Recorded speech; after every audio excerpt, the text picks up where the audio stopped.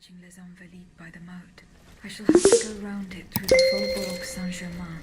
According to Monsieur de Robespierre,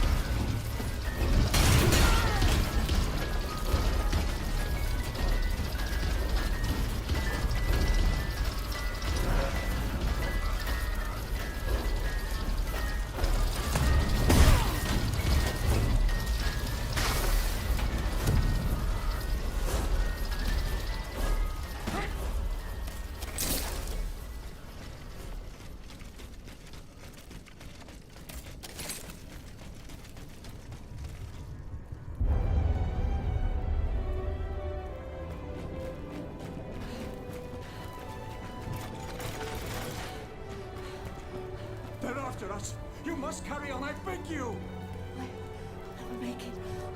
I'm out of breath. Rambo de Gia. Suzanne, just a bit more. We're almost there.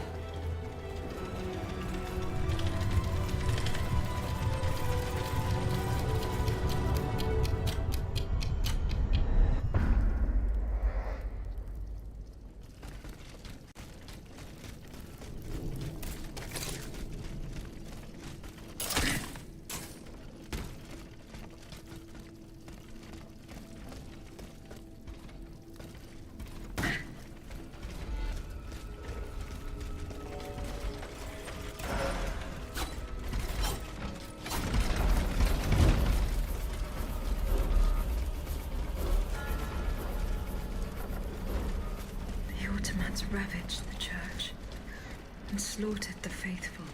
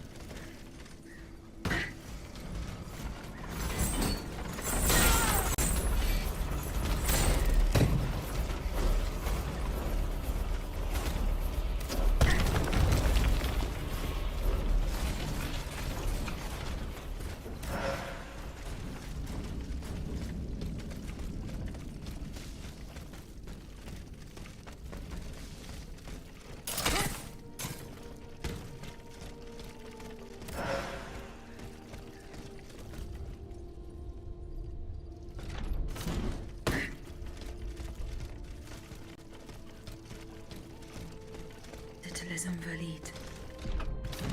Here, I should be able to cross the moat easily.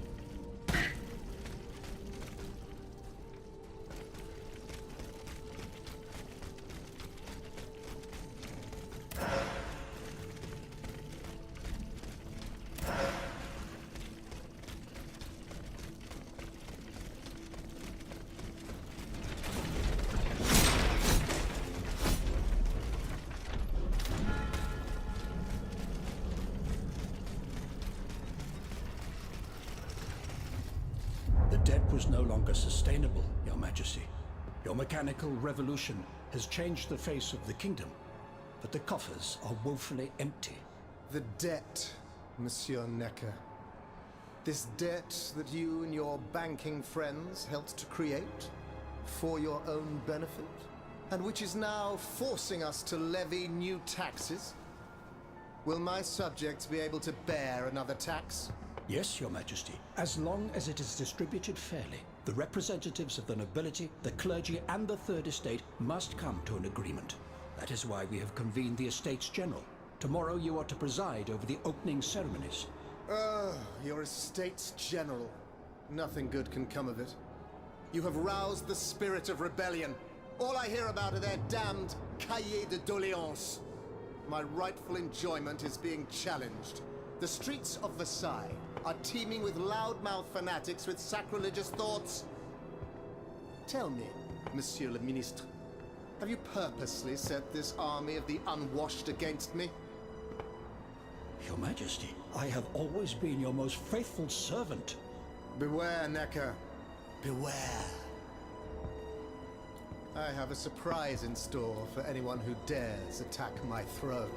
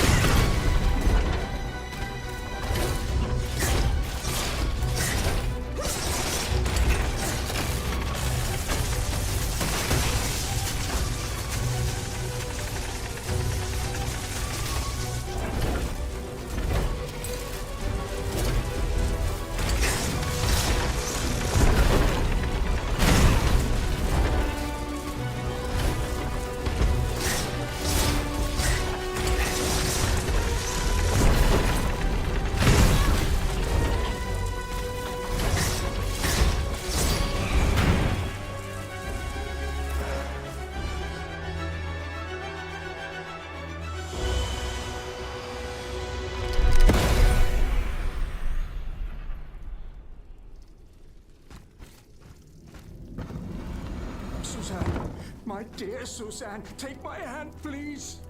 Don't let them take me away. No. Oh no, this has to stop. I don't want to be tormented anymore. That is not my intention. I have come to rescue you. Rescue me? But what on earth are you? It is of no importance. What did you see and hear before you regained consciousness? I had frightful visions, rageful wraiths filled with pain and sorrow. And it was cold enough to curdle the blood. Oh, it's impossible to describe. All the rage and anger. I was in another body, I think. So big, so powerful. And there was this commanding voice, ordering me to spread terror and death. Did I really hear it? Or did I momentarily lose my mind? Who are you, monsieur? Don't you know? I'm Jacques Necker, Ministre des Finances. Well, I was before I was captured. But this situation suggests that the king has decided to dismiss me from his service. What does he accuse you of? My alleged connivance with the Third Estate, no doubt. And most of all, for having been the first to ask to convene the Estates General. How and when were you captured? When the machines attacked, my wife and I fled our home to hide not far from there, in the Église Sainte-Marie. But we didn't stand a chance against the machines. They overran the nave, wantonly mowing down the faithful. My wife, my poor wife, she wasn't able to escape. I'm sadly convinced of this. As for me, my life was spared only so I could be tormented. What is the meaning of all this? What will you do now? There is no future for me in this kingdom. I need to find a safe place where I can prepare for my departure as soon as possible. I will take you to the Cordelier convent. You will be safe there.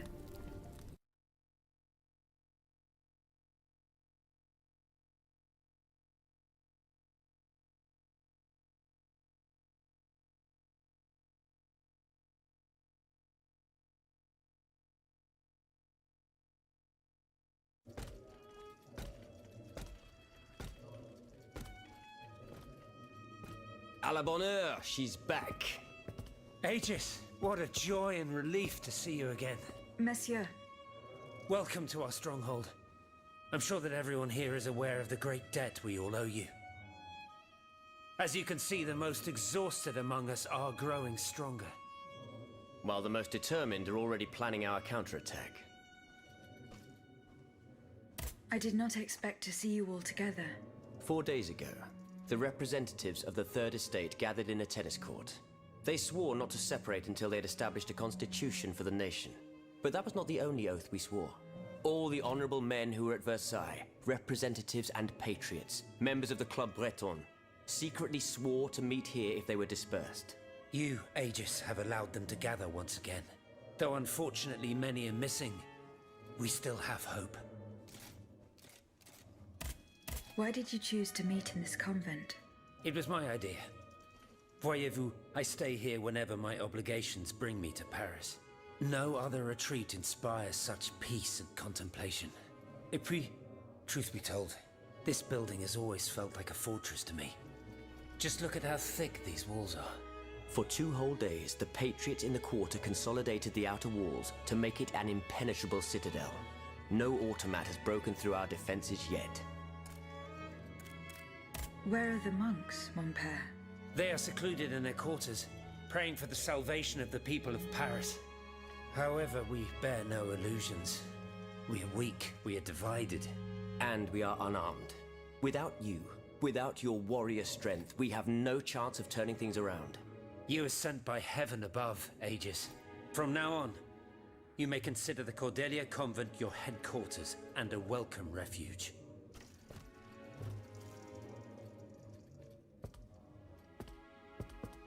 We must speak, you and I, in private, if you please. Monsieur de Lafayette must not hear a word of what I'm about to tell you. What do you mean? You all seem to be certain that I will use my strengths to serve your cause. Are you forgetting that I have a task to accomplish? Not at all, madame.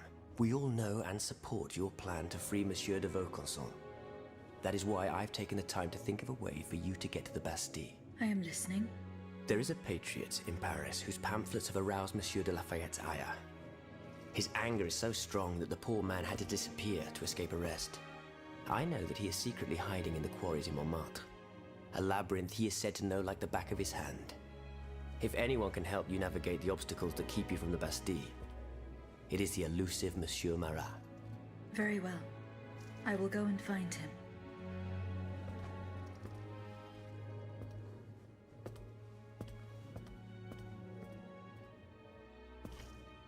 Monsieur Necker. I owe you my life, madame. So I am embarrassed to ask you for anything more. Do not fear. You have my full attention. Suzanne, my beloved wife. I cannot bring myself to accept her death. Despite all the evidence, I still hope to see her alive again. I need to be sure. Mon Dieu. What have I done to deserve such a fate? Why has the king sworn to destroy me? And all that I hold dear. After everything I've done for him. My abnegation. Why would the king owe you anything? I dedicated my life to the kingdom as his minister. Well, my life and my fortune as well. I refused to accept any remuneration for my services in order to keep the accounts balanced. And I personally filled the king's coffers with 2.5 million livres from my own private accounts. Bonds in the Caisse d'Escompte, which the king keeps in a tailor-made armoire de fer in the Palais des Tuileries. He stores all his secrets there. I'd wager there's enough in there to sully his reputation 100 times over. You must retrieve these bonds post-haste, madame. They must not be used to allow this madman to build more murderous automats. Do I have any chance of opening it? Don't even think about it, madame. Despite your incredible strength, that safe is said to be impenetrable. It was designed precisely to that effect. I personally never had access to it. I suppose that its contents were too unofficial for the honest minister that I always was. Who has the key? The king does, that's for sure. Anyone else? How could I know? His shadow advisors, most likely. Now that I think about it, there's a rumor that has been going round Versailles for a while now. It's said that Monsieur de Mirabeau used to come and go as he pleased at the Tuileries, that he oversaw diplomatic missions for the crown. Not in any official capacity, of course. Who knows? He might know more about this matter than I do. I will ask him. I will look into what happened to your wife. Bless you, madame. Where should I start my investigation? In the Faubourg Saint-Germain, east of Les Invalides. We were separated in the Église Sainte-Marie, on Rue de Bourgogne. I shall be off. You are the only hope of seeing my beloved wife again, and of foiling the plans of the clockwork tyrant.